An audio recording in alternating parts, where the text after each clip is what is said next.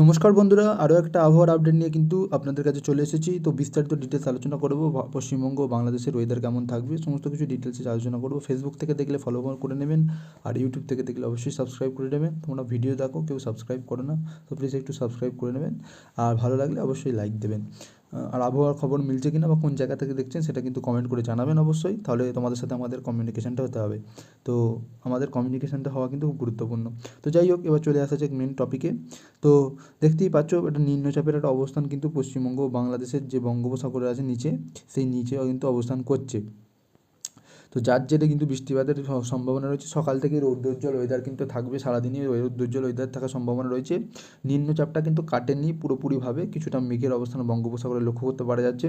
আর এইদিকে থাইল্যান্ড এবং ভিয়েতনামের দিকেও কিন্তু একটা নিম্নচাপ আছে, সেই মেঘের অবস্থান এইদিকে কিন্তু কিছুটা পাবে। পাশাপাশি বাকি সমস্ত জায়গা ভারতের, সেখানে কিন্তু আজ রৌদ্রোজ্জ্বল ওয়েদার থাকার সম্ভাবনা রয়েছে। তো বেসিক্যালি আজকে কিন্তু একটা ভালো দিন, মানে উইকেন্ডে একটা ভালো ওয়েদার কিন্তু থাকবে সমস্ত জায়গাতেই। নর্থ সাউথ, মাঝখানে সেন্ট্রাল ভাগটা একটু বৃষ্টিপাতের আশঙ্কা থাকলেও বাকি পশ্চিমবঙ্গ বাংলাদেশে একটু বৃষ্টিপাতের আশঙ্কা থাকলে বাকি সমস্ত জায়গা দেখতে পাচ্ছ গ্রিনারি, মানে হচ্ছে সকালবেলা থেকেই কিন্তু মেঘের একটা অবস্থান লক্ষ্য করতে পারা যাচ্ছে না, অর্থাৎ হচ্ছে পুরোপুরি রৌদ্রোজ্জ্বল ওয়েদার থাকার সম্ভাবনা রয়েছে। কেন্দ্রীয় ভাগে ভালো গরম একটা ভ্যাবসা পাড়া ওয়েদারও থাকার সম্ভাবনা কিন্তু থাকছে আর কি। কলকাতাতেও সেম গরম থাকবে।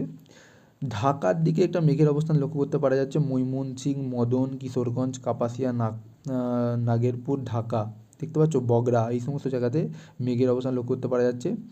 সিলেটের সাইডেও কিছুটা মেঘ আছে, তবে সেটা কিন্তু খুব একটা গুরুত্বপূর্ণ নয়। এই মেঘ কেটে গিয়ে কিন্তু বৃষ্টিপাত হবে না, মানে বৃষ্টিপাত হলে হতে পারে, আর মেঘটা কেটে যাবে কিছুটা টাইম পর। আর সেখানে রৌদ্রোজ্জ্বল ওয়েদার থাকারই সম্ভাবনা রয়েছে সারাদিন।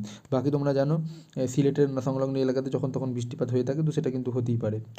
তো সেম বাকি কলকাতা সংলগ্ন এলাকায় যখন ভিডিও করছি, সেখানে কোনো মেঘের অবস্থান লক্ষ্য করতে পারা যাচ্ছে না। আমি বৃষ্টিপাত অঞ্চলটার দিকে এগোবো।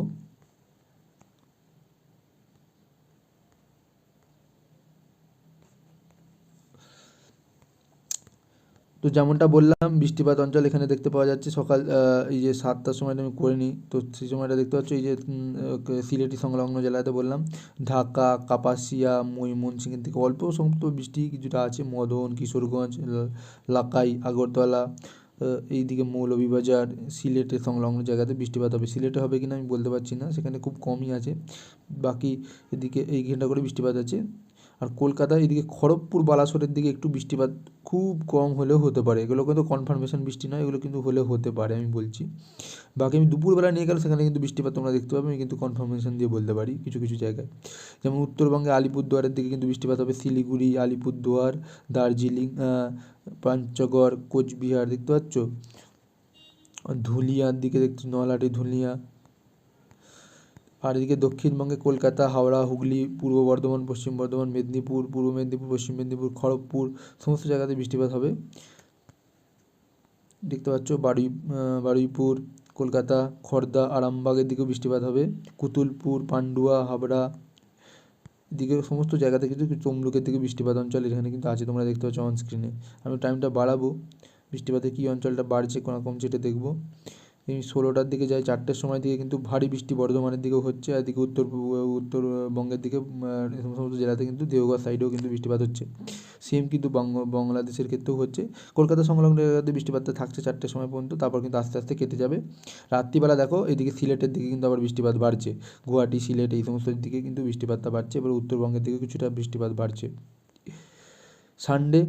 সানডেতে চলে আসি, সানডে কিন্তু সকালের দিকে বৃষ্টিপাত আছে উত্তরবঙ্গের দিকে।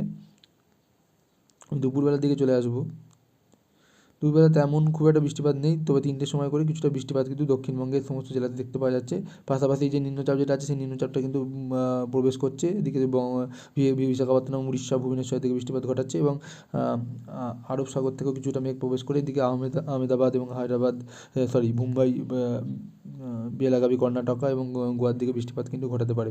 তো এই একটা শুকনো পাকনা ওয়েদারই কিন্তু থাকার খবর আছে, পাশাপাশি কিছুটা বৃষ্টিপাত হতে পারে। তো কত বৃষ্টিপাত হবে অবশ্যই কমেন্ট করে জানাবেন, আমার ভিডিও মিলছে কিনা সেটাও কিন্তু কমেন্ট করবেন।